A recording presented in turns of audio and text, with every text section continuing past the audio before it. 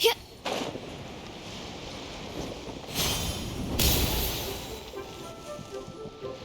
Coaching! And Charlotte! Paimon never thought she'd see you two together.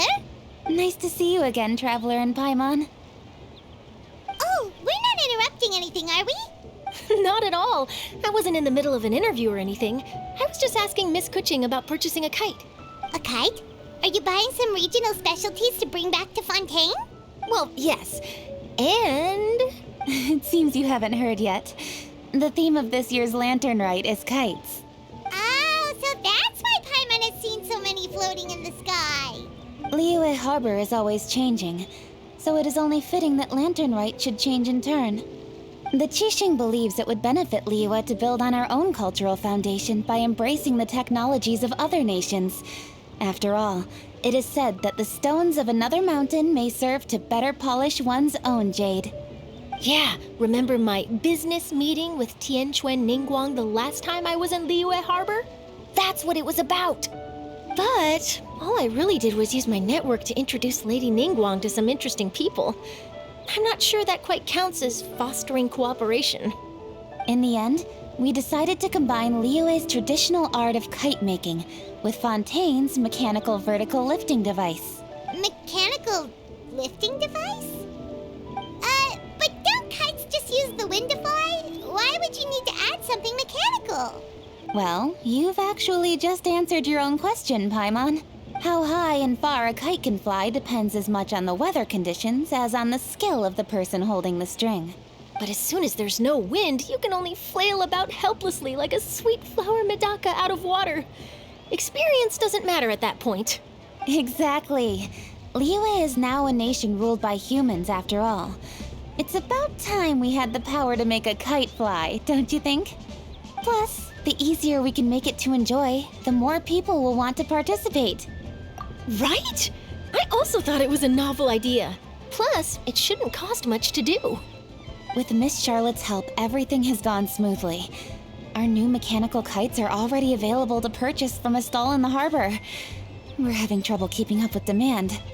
We also gave quite a bit of thought to the price. We didn't want it to be too much more expensive than a traditional kite. Cool! Turns out you two and Ningguang like playing with toys just as much as Paimon! Toys? They're not exactly toys. You see, Miss Kuching, that does seem to be everyone's first reaction. Although kites are one of our most time-honored cultural relics, outside of their use in certain ceremonies, I suppose they're considered playthings more than anything now. But to me, there's so much more than that. Think for a second about how remarkable it is that a flimsy paper kite attached to a string has the capacity to touch the sky. It is this slight piece of paper that also carries the weight of Liyue's cultural traditions. There's an old poem that goes, "O kite born of paper, flying true in sound, a lone traveler wanders, just waiting to be found."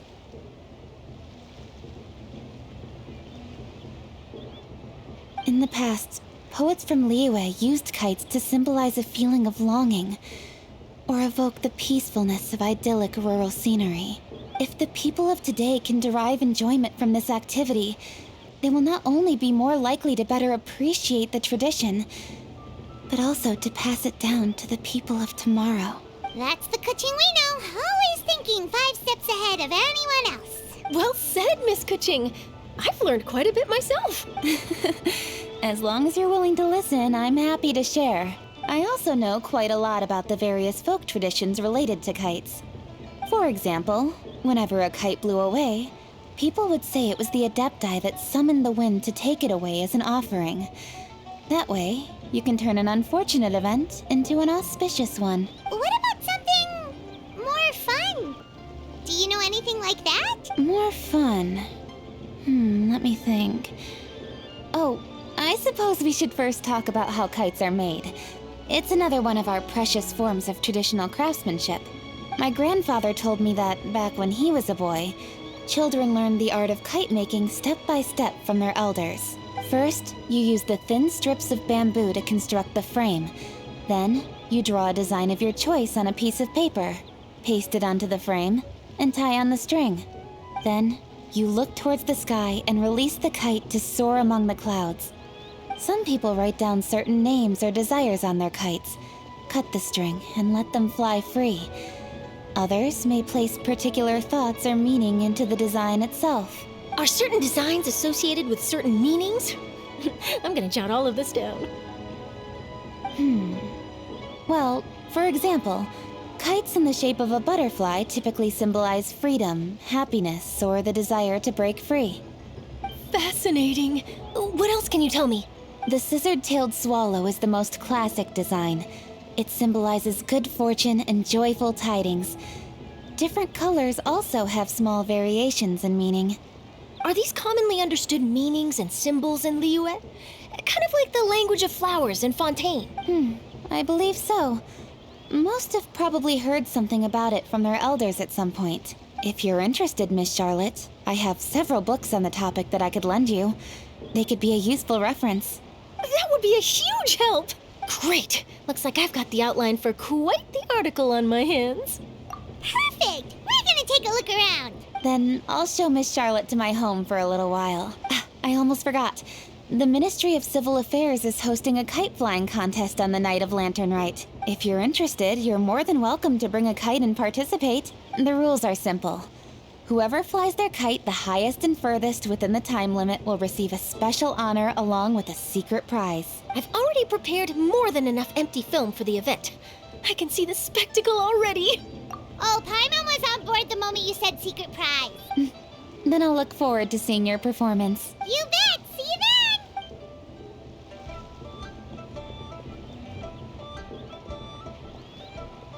Wait, Traveler? Take a peek to your right. Do you see those two people lurking over there? Is it just Paimon? Or were they staring at us the whole time we were talking to Kuching and Charlotte just now? They seem fishy. Huh. Well, yes, but something's up. Paimon just has a bad feeling. Do you think they could be treasure hoarders? They always seem to be stirring up trouble during Lantern Rite. Oh, Paimon's sick of waiting around for something bad to happen. We should strike first, you know. Foil their plans before they even begin. You go right, Paimon will go left.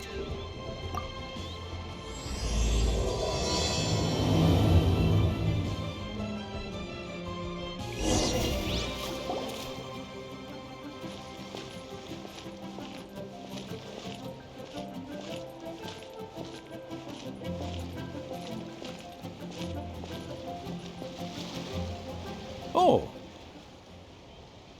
It is with such an air of urgency that you appear before us.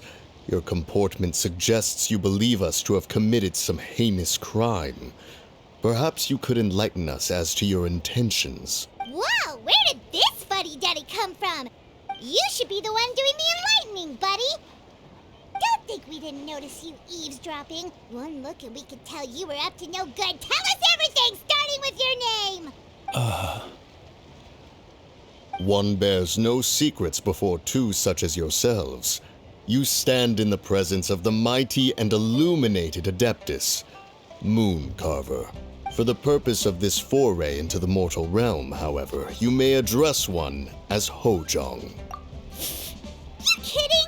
That deer's got his head stuck so far up in the clouds, there's no way he'd humble himself down here with the rest of us.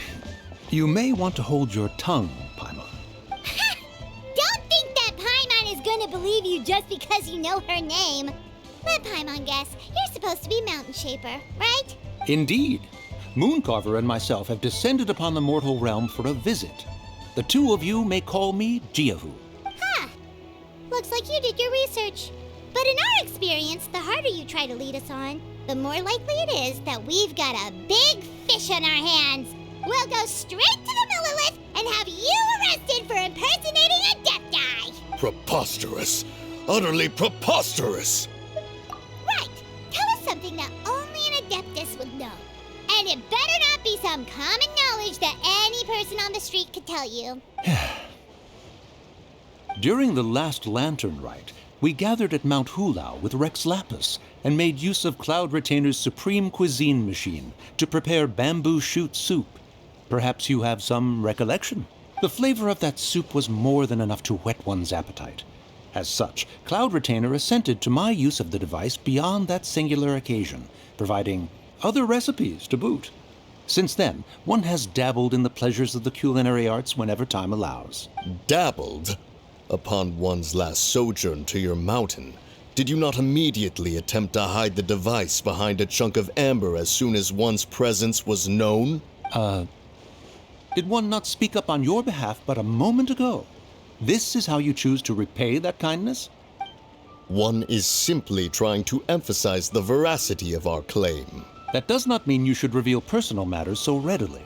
They might think one bears no difference from Cloud Retainer. Forget it. One does not have the breath to waste on such petty trifles. That might have been more detail than we needed. Seems like you two are the real deal, and Paimon, sorry for suspecting you. But, for beings as forgiving as yourselves, this is just water under the bridge, right? You indeed have an agile mind. Cloud Retainer was not mistaken in her high estimation of you. Paimon's still curious about something. It's just, Paimon can understand why Mountain Shaper is here, but why did you decide to come to the city, Mooncarver? It's not really your thing, is it? It is but an inevitable eventuality.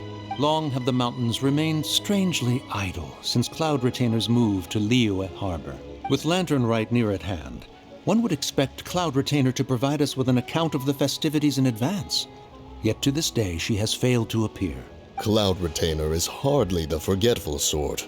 One must never rest idle in the face of that which demands action. And since our acquaintances dwell in Liyue Harbor, we had to travel here in human form to avail ourselves of their aid, Cloud Retainers in this case. But a moment ago, one heard you speak of a mechanical kite of sorts. It appears the essence of the situation has hitherto revealed itself. Now it is time for one to retire back to one's abode. So, you're not looking for Cloud Retainer anymore? Perhaps there are aspects of Cloud Retainer's temperament that remain opaque to young Paimon. Given one's understanding, one can only imagine the anger that now consumes her. Cloud Retainer is of a proud and arrogant disposition. She holds the belief that her skill in mechanics surpasses that of all others. One can be quite certain it is hardly with an open mind that she regards the arrival of this new technology. One surmises that she has shut herself away, refused all company, and buried herself in the study of her own creations. To call on her would only invite her rebuke. However, if you do happen to cross paths with her over the next few days, do pass along one's regards. Sure, leave it to us.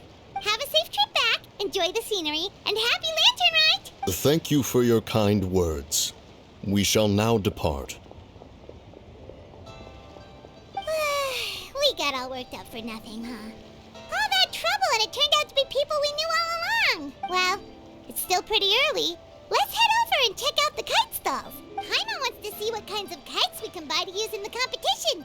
The bigger and prettier, the better.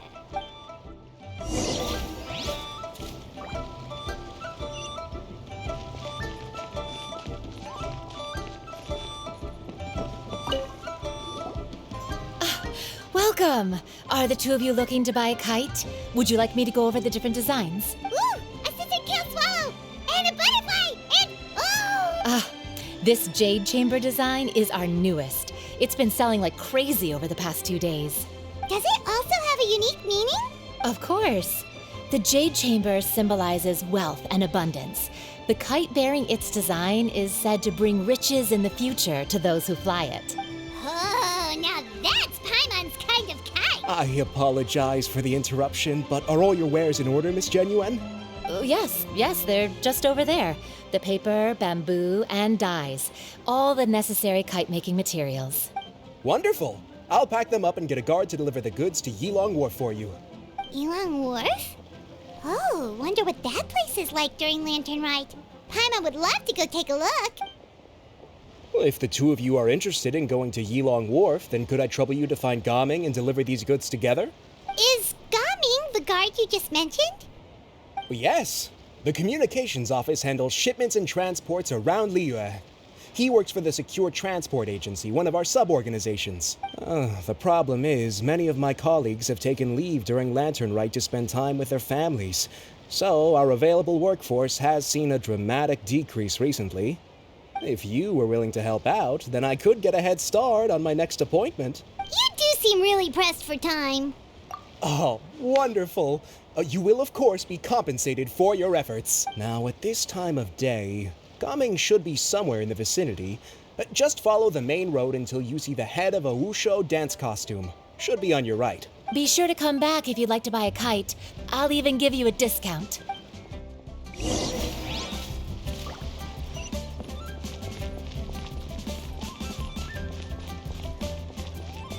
Yeah! Skyward! Wait, I thought we had an agreement. Loser buys dim sum tomorrow? Look at you. Scowl like that for much longer and your face might stay that way. Hey now, don't be upset. How about this? You extend the invitation, and I'll pay. No way, Gaming. You're always the one picking up the tab. I'm not trying to be a sore loser. I just didn't expect you to come from behind to win like that. That was nothing. All in a day's work, friend. Perfect, Gaming is here. Sorry to interrupt, Gaming. We just spoke to a guy from the communications office who needs you to deliver some goods to Yilong Wharf. Oh, it must have been Longzhou. Looks like I've got work. Gotta go. Sure, go do your thing. Let's have a rematch when you get back. I won't let you win so easily next time. Alrighty, you can hand the goods over to me. Must have been heavy hauling them all this way. Let me take them off your hands. It wasn't that bad. It's just some kite-making materials. Plus, we didn't have to walk very far. Kite-making materials. I see. I'm glad it wasn't too much trouble, Paimon. Still, I owe you one. Ah, and you must be the traveler. It's nice to meet you. Thanks for your help. Huh? You know us? There probably aren't many in Liyue who don't. I've heard quite a bit about you two. You're quite well known around these parts. Oh, and please excuse Longzhou if he forgot to thank you. Take my thanks in his place. He's a good guy. He's just been super busy lately, running around from place to place. Don't be too hard on him, yeah? So, you here for Lantern Rite? Yep. It's always so lively this time of year. We were actually hoping we could tag along to Yilong Wharf and have a look around. Perfect. We'll go together then. I'm good with directions, so just follow me. Trust me, I know my way around. We can exchange stories, tell jokes, or just chat along the way. Oh, and there are a couple of good places to eat along our route. We can stop and grab a bite when it's time. The ingredients are fresh, the portions are generous, and the prices won't break the bank. You can order anything, and I promise, you won't be disappointed. Order anything? Hey, did you really have to call Paimon out like that in front of our new friend? Don't worry, I understand. I joke around like that with my friends, too. It just shows how close you are. Do you need to pack anything up before we hit the road? I can wait. Nope, our things are always packed and ready. We're pretty much travel experts at this point. Oh, that's right. Then let's get going. If we run into any trouble, you can count on me to protect you. I am a guard, after all.